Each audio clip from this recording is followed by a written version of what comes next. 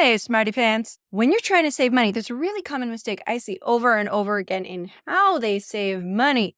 And you're probably doing it right now. I mean, like, the call is coming from inside the house. Fixing the saving mistake can result in saving thousands more every single year, spending without guilt, and doing the bigger things in life you currently think aren't possible, like traveling or buying a house. I mean, maybe not in this market, but like eventually. So what is this saving mistake? It is having only one savings account. I'm going to be showing you how to set up your accounts so you can save thousands more every year. You can spend guilt-free. Sleep well knowing that you're covered for when life gets lifey, but also for the fun stuff, whatever it is that you wish you could do more of. Hey, I'm Kate. I'm the Money Librarian. I'm here to help you get smart about this money thing so you can feel like you're doing this money thing right. No shame, no blame, no judgment. All right, occasional snark and maybe a cat cameo. If that sounds good to you, give this a thumbs up and a subscribe. Of course, personal finance is personal. Do what's best for you. Consult a financial professional to get your own plan in place. This is educational and informational. So what is wrong with having one savings account? Why am I railing against the one savings account system? In my experience, having only one savings account can lead to a few major problems. Maybe you can relate to some of these. Because you don't have any concrete idea of what you're saving for, you simply don't have much for savings. It just doesn't come up on your priority list. It's not like an important to-do, leaving you feeling at the mercy of fate. You're losing sleep at night, or you're getting into debt because you need a lot of cash very suddenly, so you charge things on a credit card.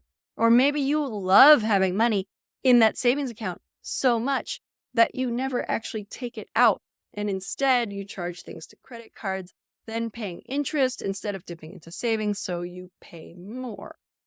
Or you simply restrict your life. You're not taking those trips. You're not buying those shoes. You're not taking that art class or whatever fun thing that you want to do that would really enrich your life because you're so worried that you won't have enough money for when life gets lifey. And lastly, an issue that I see when people only have one savings account is because that money isn't earmarked for anything in particular. They pull from savings every single month to cover regular expenses, so they're not actually building any savings. If you want to stress less, have more, and sleep well at night, you can get my 24 Easy Money Moves, link in the description. Most people have a lot of things that they want to be using that savings for. They're like, okay, that's for if an emergency happens. They're also saving for a car. Maybe they want to update their furniture in their house. Maybe they want to go to, I don't know, a trip to Korea so you can eat your way through South Korea because you're obsessed with Korean food. Maybe that's a thing you want to do.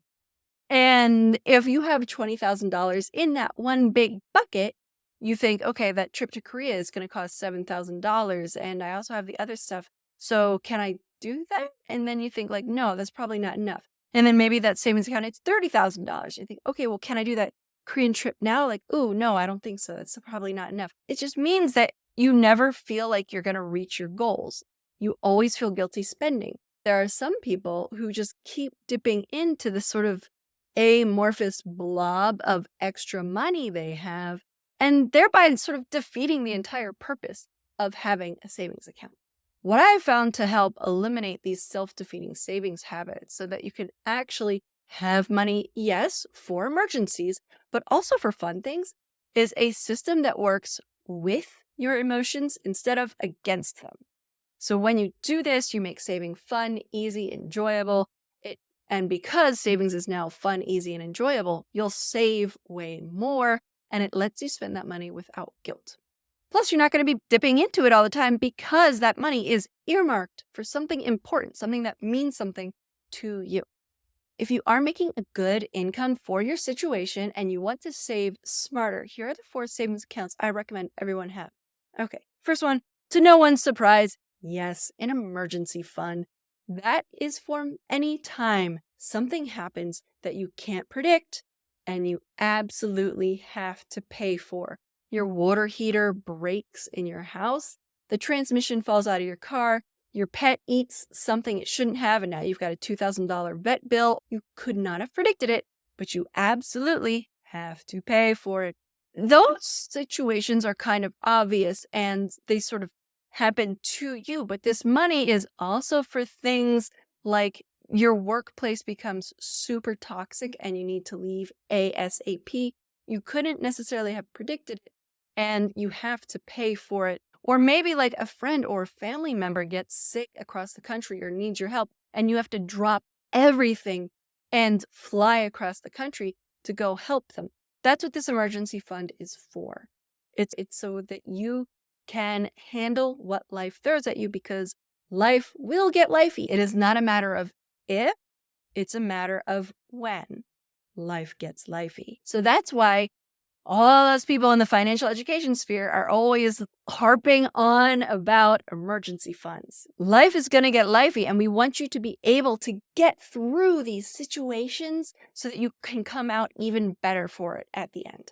The second savings account I want everyone to have is a goals account, the fun stuff in life. Here you're going to put money away for everything from like travel to taking classes to a new car to a wedding. Whatever it is that you want to do, I want you to start saving for it. And these are usually things that are going to be happening within the next 5 years. These are all things that if you had to pay for them out of your regular monthly budget, you couldn't afford it. You probably couldn't afford a $3,000 trip to Mexico at the drop of a hat. But if you were saving into a travel goals fund little bit regularly, and your friend said, hey, I want to go to Mexico for this weekend. I found this great deal. It's going to be amazing. Do you want to go? You could check this account and say shoot, I got $5,000 in there. Yeah, I could go to Mexico. And you can enjoy your life. So if you have something specific in mind, I would name the account after that specific goal. So you want to travel to Bali in 2026, name it Bali 2026, because that way you are more likely to put money into that account joyfully. I'm publishing a video next week on the nuts and bolts of actually setting up these accounts so you can earn 10 times more in interest. That's hundreds of dollars more doing nothing. Make it dead easy to have it run itself like clockwork, and even psychological tips so you can learn to have pleasure and enjoy saving money. It's fine if you don't have anything really specific.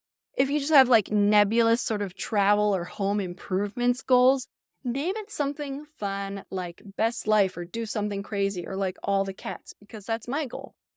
Have all the cats. The third savings account that I think everyone should have is for maintenance. And I can hear you through your screen right now. Kate, I have an emergency fund. Why do I need a maintenance fund? Because emergencies, for the most part, are things you cannot predict and you absolutely have to pay for. But maintenance, if you own a car, your car is going to need new tires. Your car is going to need new shocks. You know your geriatric dog is going to need $300 worth of blood work every single year. You know you're going to have to pay taxes on your house if you own a house every single year. Having that emergency fund only by itself means you can sleep at night knowing it exists. When you dip into that emergency fund for all these other little things, you're chipping away at that security that you have when you have an emergency fund simply for the things that you could never have predicted. So if you decide that $20,000 is a fully funded emergency fund, when the car needs new rotors or motor or whatever cards need, that's going to cost you $1,000. A lot of people feel guilty when they only have that one savings bucket, because that savings bucket is for so many things. You might think oh God, I can't take that money out of my emergency fund. The other shoe is going to drop. Something terrible and expensive is going to happen. And despite the fact that logically you still have plenty in there for emergencies. Whereas if you had $18,000 in an emergency fund, $2,000 in a maintenance fund, you wouldn't lose sleep at all spending that maintenance money. And that's why I say this helps alleviate spending guilt.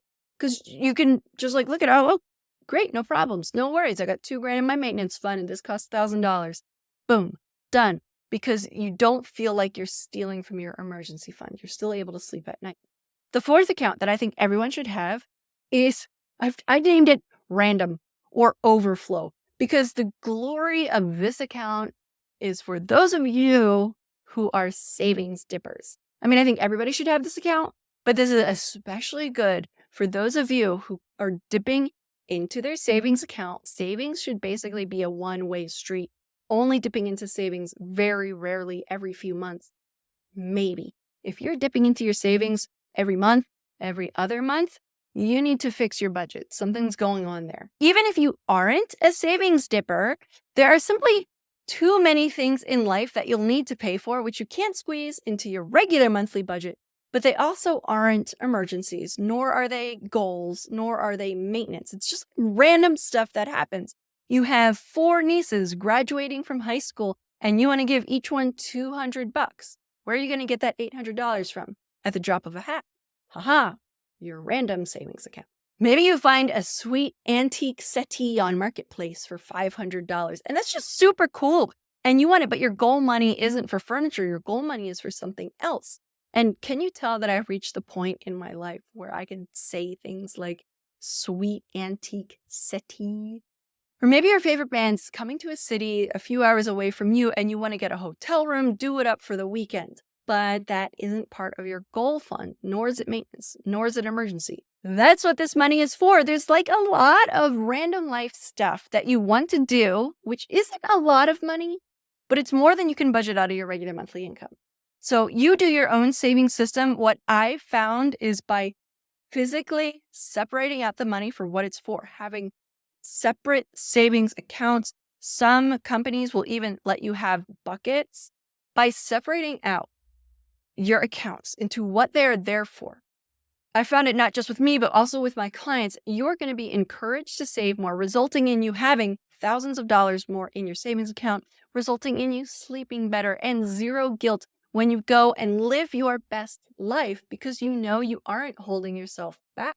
You'll be able to live the life you want. I mean, obviously to a point. If you're making 30 grand a year, you can't buy a Lamborghini. That's just not going to happen. I also want to make sure that this is very clear. If you are not making a living wage by definition is enough money so that you don't need government or charity assistance to make ends meet, but you also don't have enough money to save. If you are at that level of your income in your life, by definition, you don't have enough money to save. So if you're like, Kate, this sounds awesome. I really want to be able to do all this stuff to save in these accounts, but I'm just feeling so stressed. I am not trying to pile on making you feel bad. Like that math does not math. Don't worry about it. It's not you. It is literally by definition impossible to save money if you are only making a living wage. Be sure to watch my other video once it's up on the nuts and bolts of setting up these accounts. Are you going to use any of the accounts I talked about in this video? Let me know in the comments. Cheers.